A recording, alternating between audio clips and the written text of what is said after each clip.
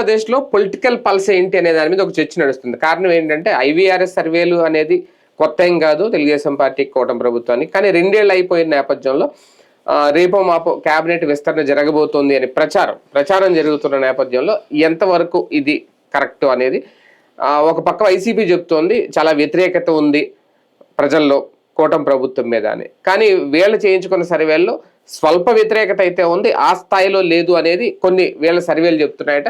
దానికి కారణం ఏంటి అంటే 70% మంది కూటమికి అనుకూలంగానే ఉన్నా మిగిలిన వాళ్ళ స్వల్ప వ్యతిరేకత ఉంది. దానికి కూడా వీళ్ళు ఐవీఆర్ఎస్ లో కొన్ని కారణాలు అయితే చెప్తున్నారు. అది ఏంటి అంటే ప్రధానంగా రేషన్ విషయంలో కానీ పింఛన్ల విషయంలో కానీ చిన్న చిన్నవే తప్ప పెద్దగా అయితే లేదు అనేది. నిజంగా 2 ఏళ్లలో స్వల్ప వ్యతిరేకతను ఒప్పుకుంటుందా కూటమి ప్రభుత్వం, లేదు వీళ్ళు చేసుకున్న సర్వేల్లో ఇంకా నిజాలు ఏమన్నా దాచిపెడుతుందా? ఇదే అంశం మీద చర్చించే ప్రయత్నం చేద్దాం. సార్, ఒకటి అభివృద్ధి విషయంలోనూ సంక్షేమం విషయంలోనూ అంటే వీళ్ళు చేయించుకున్న సర్వే, మరి ఇది ఎంతవరకు వాస్తవం తెలియదు కానీ పింఛన్లు, రేషన్ కార్డులు, అలాగే వీళ్ళు ఇస్తానన్న ఇల్లు, ఈ 3 విషయంలోనే స్వల్ప వ్యతిరేకత తప్ప మిగిలిన వాటిలో 70% పాజిటివ్ గానే ఉంది కూటమికి అనేది. అలాగే పవన్ కళ్యాణ్ గారు, చంద్రబాబు గారి ఇద్దరి మీద కూడా నమ్మకం పెరిగింది గతంతో పోలిస్తే ప్రజలకి అనేది వీళ్ళ దాంట్లో వస్తుంది సర్వేలు. అంటే 2 ఏళ్ళకి నిజంగా అది చూడొచ్చా మనం ఆ కంపారిజన్? మనం చాలా సార్లు అనుకున్నాం ఈ 3 దెబ్బతింటున్నారు వీళ్ళు అన్నది. అవును, అది ఇప్పుడు వాళ్ళ సర్వేలో తేలింది కదా, మనల్ని తిట్టుకోసుకునేవాళ్ళు. అంటే అది స్వల్పమా లేదంటే ఎక్కువ అనేది 30% అంటే స్వల్పం అవుతుందా? 10% ఉందంటే స్వల్పం అంటారు, 30% ఉందంటే 2 ఏళ్లలోనే. బేసిక్ గా జగన్ కి వీళ్ళకి తేడా ఏంటంటే జగన్ కి 3.5 ఏళ్ల తర్వాత బిగినైంది వ్యతిరేకత. మొదట రాగానే అధికారంలోకి అతను వచ్చాక నవరత్నాలు చేసాడు. ఫస్ట్ ఏడాది ఎలాంటి ఇది లేదు, 2వ ఏడాది కరోనా వచ్చింది. కరోనా వచ్చినా కూడా అతను తట్టుకు నిలబడటం, ప్రజలకు మంచి చేయటం వలన అతనికి పాజిటివ్ ఇమేజ్ వచ్చింది. రెండవసారి కరోనా వచ్చినప్పుడు కొంత మైనస్ వచ్చింది అతనికి, ఇది ఆక్సిజన్ ఇబ్బందులు. అందులో అతను ఎవరు సుధాకర్ క్రియేట్ చేసే ప్రయత్నం చేసిన మొదటిసారి పబ్లిక్ పట్టించుకోవాలి, రెండోసారి విషయంలో మాత్రం కొంత అంటే బాగా హైలైట్ చేసుకున్నారు. ఆ ఆస్పెక్ట్ లో చూసినప్పుడు మొదటి 2 సంవత్సరాలు కాదు, 3 ఏళ్లు కాదు, 3.5 ఏళ్ల దాకా జగన్ కి వ్యతిరేకత పెద్దగా రాలా, ఒక 10 to 15% వచ్చింది. అంటే మద్యం విషయంలో ఒకటి బాగా వచ్చినట్టుంది కదా, ఏది మద్యం బ్రాండ్లు, డూప్లికేట్ బ్రాండ్లు మార్చడం. అది చివరిలో ఫస్ట్ వచ్చేది తాగేటటువంటి సందర్భంలో వాడికి కోపం ఉంటది. తాగుబోతూ 70 లక్షల మంది ఉంటే తాగనటువంటి 4 కోట్ల మంది సంతోషపడ్డారు కదా. ఇప్పుడు ఆ ఆస్పెక్ట్ లో మెజారిటీ జగన్ వైపుకే ఉంది, కానీ వాళ్ళు సైలెంట్ గా ఉంటారు. వీళ్ళే కదా రోడ్డు మీదకి వచ్చి. అంటే ఇదైనా సరే ఇప్పుడైనా సంతోషపడిపోతున్నారు అనుకుంటే, ఇప్పుడు 70 లక్షల మంది సంతోషపడ్డారు అనుకున్నాం, 4 కోట్ల మంది వ్యతిరేకించరు అప్పుడు ఆ లెక్కనే. ఇప్పుడైనా సరే బేసిక్ గా ఇక్కడ జగన్ తో పోల్చుకుంటే 2 ఏళ్లకే ఇంత వ్యతిరేకత తెచ్చుకున్నారు. దీంట్లో ప్రస్తుతం ఒక రకంగా చెప్పాలంటే పవన్ కళ్యాణ్ తన ఇమేజ్ ని అడ్డేసి ఆపుతున్నాడు ప్రభుత్వ వ్యతిరేకతని, కొంతవరకు ప్రతిసారి డైవర్ట్ చేస్తూ ఆపుతున్నాడు, అంటే భుజం కాస్తున్నాడు. లేకపోతే గనక ఇప్పటికే దారుణమైన పరిస్థితి ఉంది. నెంబర్ 1, రెడ్ బుక్ రాజ్యాంగపు కాన్సెప్ట్ చాలా నెగిటివ్ అవుతుంది. మొదట్లో సంతోషపడ్డారు, ఇప్పుడు ఏమైంది, 2 రకాల వెర్షన్స్. మనం వేరే ఎక్కడికో ప్రపంచం బయటికి వెళ్ళక్కర్ల, ఇప్పుడు వీళ్ళ సోషల్ మీడియా ప్రపంచంలో ఒక వర్గమేమో అంటే వైసీపీ అనుకూల, లేకపోతే తటస్థ వర్గం. ఏంటి ఎంతకాలం ఇది, రోజు తప్పుడు కేసులు, తప్పుడు వ్యవహారాలు రోజు సాగతీతేనా అని వాళ్ళల్లో మాట్లాడని వాడు కూడా మాట్లాడడం బిగిన్ చేస్తున్నాడు ఇప్పుడు. అది ఒకటి, అంటే భయపడి ఆగినోడో లేకపోతే సైలెంట్ అయిపోయినటువంటి వాడు, తటస్థుడుగా ఉన్నటువంటి వాడు ఎందుకు వచ్చింది లేని మాట్లాడినోడు కూడా ఇప్పుడు మాట్లాడడం బిగిన్ చేశాడు. ఇది ఒక ఆస్పెక్ట్. రెండవది వచ్చేటప్పటికి ఏదైతే ఈ వ్యవహారాల తర్వాత రెడ్ బుక్ కాన్సెప్ట్ మీద తెలుగుదేశం వాళ్ళలో కూడా తీవ్ర అసంతృప్తి. జగన్ ఇప్పుడు అమరావతి వెళ్ళారు, లేకపోతే ఇంకొకటి ధర్నా చేస్తున్నారు, మీరు ఎందుకు చూస్తూ ఊరుకున్నారు, జగన్ని చంపేయాలి, జగన్కి సంబంధించిన పార్టీ వాళ్ళందరినీ చంపేయాలి, లేకపోతే జైళ్ళలో పెట్టాలి, వాళ్ళు అసలు దారుణంగా హింసించాలి, మీరు వాళ్ళు అసలు ఈ దేశమే వదిలి పారిపోవాలి లేకపోతే చచ్చిపోవాలి, అంతే తప్పించి మీ చేత కావట్లేదు, మీ అసమర్థత లేకపోతే మీ ఉదారత అంటూ మాట్లాడుతున్నది సొంత తెలుగుదేశం వాళ్ళు. అంటే ఇంకా చాలట్లేదు ఈ హింస చాలట్లేదు అనే వర్గం, అంటే సొంత వాళ్ళ అసంతృప్తి. హింస ఎట్లా చేస్తారన్న అసంతృప్తి, పట్టించుకొని తటస్థుడే మూడోవాడు. సొంత పార్టీలో ఉన్నోళ్ళు సరిపోతుంది లేని సంతృప్తి పడుతున్న వాళ్ళు తక్కువ ఉన్నారు. దెన్ ఇది వాళ్ళ దాంట్లోనే అసంతృప్తి, ఇది రెండు వైపుల నుంచి అసంతృప్తి. రెండవది వచ్చేటప్పటికి 60 ఏళ్లకే పెన్షన్ ప్రతి ఒక్కడు ఆశ పెట్టుకున్నాడు, 50 ఏళ్లకే పెన్షన్ బీసీ ఎస్సీ ఎస్టీ ఆశ పెట్టుకున్నారు, చాలా బలంగా ఆశ పెట్టుకున్నారు. 4000 వస్తుంది కంఫర్ట్ మనం అన్నట్టు, అది ఇవ్వట్ల. కొత్త పెన్షన్ ఇవ్వట్ల, 50 ఏళ్ల పెన్షన్ ఊసెత్తట్ల. పైగా ఎప్పుడు అంత అభివృద్ధి జరిగిపోయింది, ఇంత అభివృద్ధి జరిగిపోయింది అంటున్నారు. ఇవి పేపర్లలో, టీవీలలో, సోషల్ మీడియాలో కనబడుతున్నది. ప్రాక్టికల్గా మన ఈ 2 ఏళ్లలో చదువులు పూర్తయిన వాళ్ళల్లో ఎంతమంది ఇక్కడ ఉద్యోగాలు సంపాదించారు, ఎంతమంది ఇతర రాష్ట్రాలకు పోయారు. పెద్ద చదువులు చదివిన ప్రతి ఒక్కరు ఇతర రాష్ట్రాలకే పోతున్నాడు. పైగా ఇక్కడ చదువు డ్రాప్ అవుట్లు చేయాల్సి వస్తుంది because of fee reimbursement payment చేయకపోవడం. వాళ్ళు ఇక్కడ ఏ స్విగ్గీలకు, జొమాటోలకు అలాగే నిలబడిపోవాలి. దెన్ అసంతృప్తి లేదు అనుకుంటే మంచిది, అమాయకత్వమా లేకపోతే మంచితనమా గొప్పతనమా నాకు తెలియదు. అంటే నాకు ఉద్యోగం ఇక్కడ అసలు ఈ రాష్ట్రంలో మనకు ఉద్యోగాలు దొరకవు, వేరే రాష్ట్రం ఈవెన్ ఇక్కడ స్విగ్గీలు జొమాటో చేయకంటే హైదరాబాద్ బెటర్ అనుకుంటారు. ఎందుకంటే హైదరాబాద్లో ఎక్కువ ఆర్డర్స్ వస్తాయి, ఇక్కడ మనకి తక్కువ ఆర్డర్లు ఉంటాయి అక్కడితో కంపేర్ చేస్తే. ఇక్కడ 10,000 సంపాదించేవాడు అక్కడ 25,000 సంపాదిస్తాడు, రాత్రి పగలు కష్టపడ్డంటే 50,000 సంపాదిస్తాడు. ఆ టైపులో ఆలోచన ఉంటుంది. ఇది నెంబర్ 2 వచ్చేటప్పుడు. నెంబర్ 3, నీకు అమరావతిలోని అంటే నీ పట్ల విపరీతమైన సంతృప్తి ఉంటే అమరావతి పనులలోనే లేట్ ఎందుకు అయిందని చెప్పాం మనం, చెప్పలా.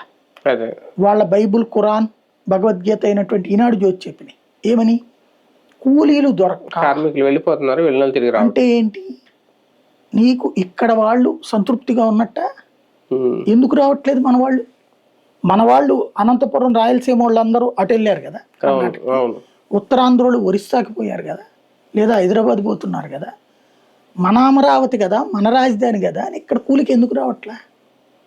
ఇది సంతృప్తి ఉన్నట్ట, అసంతృప్తి ఉన్నట్ట? ఇది 3వ ఆస్పెక్ట్. 4వది, ఉచితాలకే అలవాటు పడ్డారంటూ జనాల్ని తిట్టిపోసి ఇప్పుడు ఏ ఉచితము ఇవ్వనంటే జనాలు ఎక్కువ ఇస్తానంటే ఓటేశారా, తక్కువ ఇస్తానంటే ఓటేశారా? నువ్వు ఓపెన్గా చెప్పుకోవాలి కదా. మొన్న ఏదో పవన్ కళ్యాణ్ గారు అంటున్నారు, మీరు ఒకసారి గుర్తు తెచ్చుకుంటే మన డిబేట్లో చాలాసార్లు ప్రస్తావించాను, జగన్ ఉన్నప్పుడు రోడ్లే లేదు లేకపోతే అదంటే ఎట్టేస్తారు, ఒక్క ఏడాది పాటు ఆపితే సంక్షేమం చేసేయచ్చు, రోడ్లన్నీ వేసేయచ్చు. లేకపోతున్నాడంటే ఇది ఆపాలి, ఆపే ధైర్యం అతను చేయట్లేదు, నెక్స్ట్ వచ్చే గవర్నమెంట్ వాళ్ళు ఆపుతారేమో అనుకో. నిజంగా వీళ్ళు ధైర్యం చేశారు, ధైర్యం చేసి 2 ఏళ్లలో ఏ సంక్షేమం ఇవ్వకుండా ఆ డబ్బులతో రోడ్లు వేసామని పవన్ కళ్యాణ్ చెప్తున్నారు. ఈ ముక్క ఎలక్షన్ ముందు చెప్పుంటే బాగుండేది, ఓటు వేసేవాళ్ళు లేదో తెలిసేది. ఇప్పుడు అలవాటు చేశాం కదా, ఇక నెక్స్ట్ ట్రిప్ ఇట్లాగే కోరుకుంటారా, గుడ్, మంచిది. కాపులు, ఈబీసీ లేదంటే కనుక బీసీ, ఇట్లాగా వివిధ వర్గాలకి సంక్షేమ పథకాలు, మహిళకి 15,000 నుంచి 18,000, 25,000 ఇట్లా డబ్బులు వేశాడు జగన్మోహన్ రెడ్డి. వాళ్ళు ఆ రోజున సెల్ఫ్ సఫిషియెంట్ అయ్యారు, అప్పులు ఇచ్చే దశకి వెళ్ళారు, సొంత వ్యాపారాలు చేసుకున్నారు. పునుగులు బండే పెట్టుకున్నారా, కూరగాయల బండే పెట్టుకున్నారా, పళ్ళ బండే పెట్టుకున్నారా, పూల బండే పెట్టుకున్నారా, కొంత ఏదో ఒక సెల్ఫ్, ఒక ఇంట్లో కూర్చుని ఇంటి బయట అమ్ముకుంటే ఒక 500 రూపాయలు వచ్చినట్టే కదా అన్నటువంటి దానికి తోడు ముద్రా రుణాలు ఇచ్చి చేసుకొచ్చాడు. ఇది ప్రాక్టికల్ గ్రౌండ్ లెవెల్ పిక్చర్. ఇది ఇక్కడ చేయట్లా. ఇది మరి అయినా సంతృప్తిగా ఉంటే సంతోషం.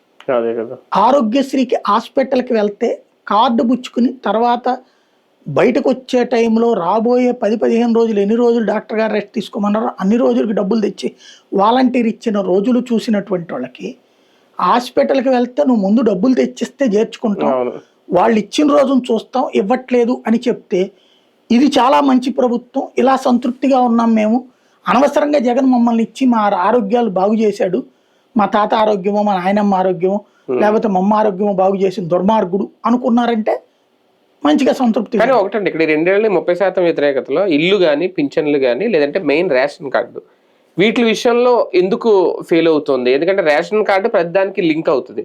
అప్పుడు చాలా అట్టహాసంగా చెప్పారు నాదెళ్ల మనోహర్ గారు, కానీ 2 ఏళ్ళు ఎందుకు వర్కౌట్ చేయాలి? అందరికి స్మార్ట్ కార్డులు ఇచ్చేసారు. స్మార్ట్ అంటే ఏంటి, ఉన్న వాళ్ళకి ఇవ్వడం వేరు, కొత్త ఇవ్వడం వేరు కదా. కొత్త ఇవ్వడం ఎప్పుడు మీకు అలవాట్లేదు కదా. బాబు గారికి ఎప్పుడైనా సరే చివరి ఎలక్షన్స్ ముందు 6 నెలల ముందు ఇవ్వడం అలవాటు ఆయన.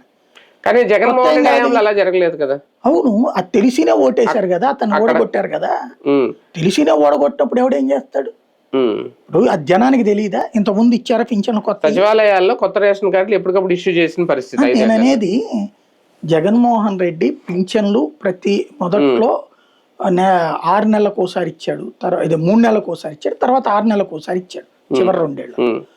అయితే ఎందుకు వ్యతిరేకించారు? అయినా ఎందుకు ఓటేయలేదు? అంతకంటే ఎక్కువ చంద్రబాబు నాయుడు ఇస్తానన్నారు కాబట్టి, ఎప్పటికప్పుడు ఇస్తానన్నారు కాబట్టి. ఇవ్వకపోతే ఆయన ఇవ్వడని తెలుసు కదా. ఇంతకు ముందు 2014-19లో ఎప్పుడు ఇచ్చారు కొత్త పెన్షన్లు? 6 నెలల ముందు అని వచ్చేసి 3 నెలల ముందు చేతులు పెట్టారు. అది తెలుసుగా నీకు, తెలిసినా ఓటేసావు కదా. అట్లాగే మహిళలకు ఇస్తానంది, ప్రతి మహిళకి 1500 రూపాయలు ఇస్తానన్నటువంటి జగన్ ఇచ్చాడు. ఇచ్చినోడు వద్దు, ఈయన అందరికి ఎంతమంది ఉంటే అంతమందికి ఇస్తానని అన్నాడు కాబట్టి ఇచ్చారు. సరే, అది పక్కన పెడదు. మీరు అన్నట్టు ఇంకొకటి ఏంటది, రేషన్ కార్డు. రేషన్ కార్డు క్రిందసారి కూడా చంద్రబాబు గారు లాస్ట్ 3 నెలల ముందే చేతికి. అంటే ఆల్రెడీ ఉన్న వాళ్ళకి ఇవ్వడం వేరు, కొత్తగా ఇప్పుడు ఎంతమంది విత్తవంతులు ఉంటారు, ఎంతమంది వృద్ధులు ఉంటారు, 60 ఏళ్ళు దాటిన వాళ్ళు, వాళ్ళకి పింఛన్లు రావట్లేదు, 2 ఏళ్ళు అయిపోయింది, 2 ఏళ్ళు ఎంతమంది ఉంటారు. అలాగే ఇల్లులు పాత ఆల్రెడీ ఇవ్వడం వేరు, కొత్త ఇల్లులు అనేది ఇప్పుడు వచ్చి ఎవరికి ఇవ్వలేదు, కొత్త రేషన్ కార్డులు ఎవరికి ఇవ్వలేదు. వీటి ద్వారా వస్తుంది ఈ 30% వ్యతిరేకత అనేది. జగన్ టైంలో స్థలాలు ఇచ్చేశారు, అక్కడ ఇల్లు కట్టుకోవడానికి ప్రభుత్వం ఇవ్వాలి. అది ఇస్తే జగన్ కి పేరు వస్తుందని ఇలా బాధ. కొత్తగా స్థలం కొని ఇవ్వాలంటే మళ్ళీ డబ్బులు కావాలి. ఎవరికి ఇస్తారు? వీళ్ళకే ఇస్తే ఉపయోగం ఏముంది మళ్ళీ? కాబట్టి అటు ఎటు తేల్చుకోలేకపోతున్నారు. ఇప్పుడు 3 లక్షల ఇళ్ళు, 3.5 లక్షల ఇళ్ళు మనం పూర్తి చేసామన్నారు. అందులో టిట్కోదో 2 లక్షలు, జగన్ 1.5 లక్షన్నర.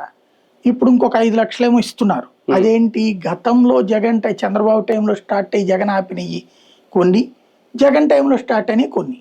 అవి మొత్తాన్ని ఇవ్వరు వీళ్ళు. వీళ్ళకి పేదరికం అట్లా ఉండాలి, చదువు పెద్దగా ఉండకూడదు, ఆరోగ్యానికి ఇబ్బంది పడాలి, తాగుడు ఎక్కువగా అలవాటు పడాలి. తద్వారా నిరంతరం ఒక క్రైసిస్ ఉండాలి.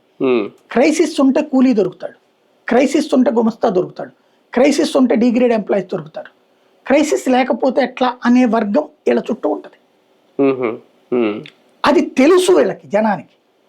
ఆయన ఇంతకు ముందు ఇచ్చాడా ఇళ్ళు? 20 లక్షల ఇళ్ళు వెంకయ్యనాయుడు గారు ఇచ్చారు, కానీ జనానికి ఇవ్వాలి వీళ్ళు. టిడ్కో ఇళ్ళు అని చెప్పి 20 లక్షల ఇళ్ళు ఇస్తున్నామని ఉపన్యాసాలు ఇచ్చి, మొన్న వీళ్ళే చెప్పారు కదా 3.5 లక్షల ఇళ్ళు కన్స్ట్రక్షన్ ఏం చేసామని, అవి ఇవ్వలేకపోయాడని. కానీ ఆ రోజున గృహప్రవేశాలు 20 లక్షలు చేసామని ప్రజలను మోసం చేశారు కదా. కానీ ఏ పేపర్ రాసింది, ఏ టీవీ రాసింది? ఇవాళకి కూడా సరైన డీటెయిల్గా ఎవడన్నా రాస్తున్నాడా? ఇప్పటికి వీళ్ళు ఇచ్చే దాంట్లో ప్రధానమంత్రి ఆవాస్ యోజన పథకంలో భాగంగానే ఇల్లు అనేది ఇస్తున్నారు. అదే అనేది. కానీ బాబు గారు ఏమని చెప్పేవాళ్ళు ఇదివరకు? నేను ఇచ్చానని చెప్పేవాడు. జగన్మోహన్ రెడ్డి ఇంకా పేరన్నా పెట్టాడు దానికి, కాబట్టి జగన్ అన్న కాలనీలని పెట్టుకున్నాడు. ఇది నడుస్తుంది. ఇక్కడ సమస్య ఏంటంటే రేషన్ కార్డులు చివరి 3 నెలల ముందు ఇస్తారు, పెన్షన్లు 6 నెలల ముందు బిగిన్ చేసి 3 నెలలకి చేతిలో పెడతారు, 3 నెలల ముందు కొత్త పెన్షన్లు అనేటువంటిది. ఇళ్ళు ఇవ్వరు కొంతమందికి, అది కూడా తెలుగుదేశం కార్యకర్తలు, తెలుగుదేశం సానుభూతి పరుల వరకే ఇస్తారు. ఇది గతంలోనూ జరిగింది, ఇప్పుడు అదే జరుగుతుంది. పెరిగి వ్యతిరేకత ఓకే వచ్చింది, 2 ఏళ్ళ 30% అవునండి, లేదంటే 10%, 3% అవునండి. కూటమి మొత్తానికి మీద ఉంటది ఎఫెక్ట్, ఓన్లీ టీడీపీ అయినా ఇందులో పవన్ కళ్యాణ్ సేఫ్ జోన్ అయినా? అంటే పవన్ కళ్యాణ్ ట్రై చేస్తుంది ఏంటంటే నెక్స్ట్ ఎలక్షన్స్ టైంకి ఒకవేళ మళ్ళీ 2019 ఫార్ములా అమలు చేద్దాం అనుకుంటున్నాను. తనకంటూ ఒక ఇమేజ్ సంపాదించుకుని నెక్స్ట్ ట్రిప్ ఒకవేళ కనుక ప్రభుత్వ వ్యతిరేకత వస్తుందంటే అప్పుడు నేనే ముఖ్యమంత్రిని అవుతాను. క్రిందసారి మీరు 19లో మిస్ అయ్యారు, జగన్ని చేశారు, నేను ఆ రాక్షసుని తట్టుకోగలిగాను, ఇటు ఈ ప్రభుత్వంలో కొన్ని లోపాలని నేను సరి చేసే ప్రయత్నం చేస్తుంటే అవ్వట్లేదు, ప్లస్ మా కాపులందరూ నేను కాపుల్ని డిజోన్ చేసుకోలేదు, నాకు కులంతో సంబంధం లేదని చెప్పాను, కానీ అలాగని డిజోన్ చేసుకోవట్లేదు, వీళ్ళిద్దరి మధ్యనైనా ప్రభుత్వం అనేటటువంటిది అందరూ అడుగుతున్నారు కాబట్టి నేను ఇప్పుడు చెప్తున్నాను, ఓపెన్ ఆఫర్ ఇస్తున్నాను, అందరూ కలిసి నన్ను గెలిపించండి అని అడగడం ద్వారా ప్రభుత్వ వ్యతిరేక ఓటు జగన్కి పోనీయకుండా చూసే ప్రయత్నం చేస్తాడేమో. కూటమిలో భాగస్వామిగా ఉన్నప్పుడు పవన్ కళ్యాణ్ పనితీరుని సెపరేట్ గా జడ్జి చేసి ప్రభుత్వాన్ని లేదంటే టీడీపీని సెపరేట్ గా జడ్జి చేస్తారు. అంటే ఎక్స్పెక్టేషన్ అట్లాగే ఉంటది కదా. ఇప్పుడు ఆ లెక్కనైతే 19 ముందు కూటమిలో భాగస్వామి, చివరి ఏడాది నేను తిట్టగానే అయిపోయింది అనుకోలేదు ఆయన. చివరి 6 నెలలు తిట్టాడు, తర్వాత మళ్ళీ 6 నెలలు జగన్ తిట్టాడు. అది అదే ఉంటది కదా ఆయన ఫార్ములా. ఆ మార్పు ఇందులో కూడా కనిపిస్తుంది. ఇది రేపొద్దున్న క్యాబినెట్ అంటే నిజంగా జరిగితే, ఒకవేళ పునర్వ్యవస్థీకరణ లాంటిది జరిగితే దాని మీద ఏమైనా ఎఫెక్ట్ అవుతుంది? క్యాబినెట్ రీషఫుల్ అనేది ఉండదండి. ఉండదా? లోకేష్ వస్తే రీషఫుల్ కాదు, న్యూ క్యాబినెట్ వస్తుంది. మొత్తం చేంజింగ్ కంప్లీట్ గా. ఎంతమంది మారుతారో తెలియదు. సీనియర్ల సంఖ్య దాంట్లో 5% ఉండొచ్చు, మిగతా అంతా కొత్త వాళ్ళు అవ్వచ్చు. ఓకే, రైట్, చూద్దాం. మొత్తానికి ఇది IVRS సర్వే ద్వారా వీళ్ళు తెప్పించుకున్నారట. అసలు ఏంటి ఏపీ పల్స్ అనేది కూటమి ప్రభుత్వం వాళ్ళు చెప్తున్నది ఒక 30% వరకు స్వల్ప వ్యతిరేకత ఉంది. అది కూడా అంటే 70% అనుకూలంగా ఉన్నది. కానీ ఆ 30% అనేది రైట్ ఆర్ రాంగ్ అనేది 2 ఏళ్లలో ఎంతవరకు అది మేజర్గా చూస్తున్నారు, లేదంటే అది మైనర్ ఇష్యూ అనే. కానీ సరి చేసుకోవాల్సినవి ఏంటంటే ఇవన్నీ. మరి ఏం చేస్తా చూద్దాం కూటమి ప్రభుత్వం.